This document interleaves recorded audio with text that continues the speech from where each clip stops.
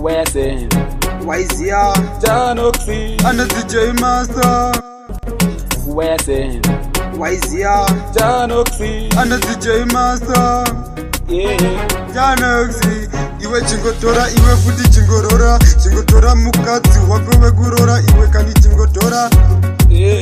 J Master tati ndipo pane shungu dzangu ndedzekuda kutombotora shungu dzangu ndedzekutoda kurora bati vari kuramba vasikana handina vani musikana vekutora vasikana vacho vari kungongwara vasikana vacho vari kungojamba vari kungotsvedza futi semuramba handina kana option yekuita maya wasikana futi avambobuka iwewe ndiwe ungatongwa buka chingotora bhebi rekujingorora iwe unaro chingoita rekutora kana uchiona kuti zvozonetsesesa iwe chingoita wemusakabere wogara wamutora wogara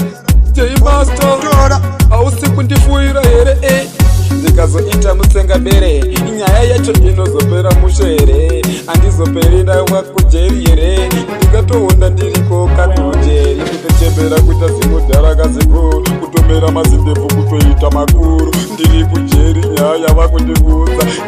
ijemasa ndikwanise maya ndosaka isu tenge tiripo tozvimiririra tozviita mawitness acho panyaya dzacho kana waona futi zvichinetsa saka ungazongodii kuti ndite musengavere J Master panenge pakashata but option yandingatira kuita ndeyekungotsvaga wangu anondida saka kumirira nguva nemukana nguva ichisvika mwari wanondipa batika taura zvako iwewe chingomirira nguva nemukana kuti bhebi wako uchangomupiwa namwari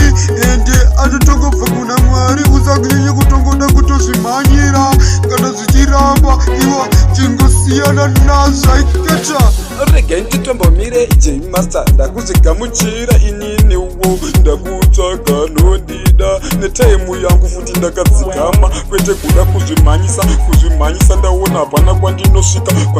ndati hapana kakwandinosvika saka ndingatopedza nguva yangu ndizvinetsa ndichingozvishungurudza mumwoyo mangu futi ndichitongozvitambudza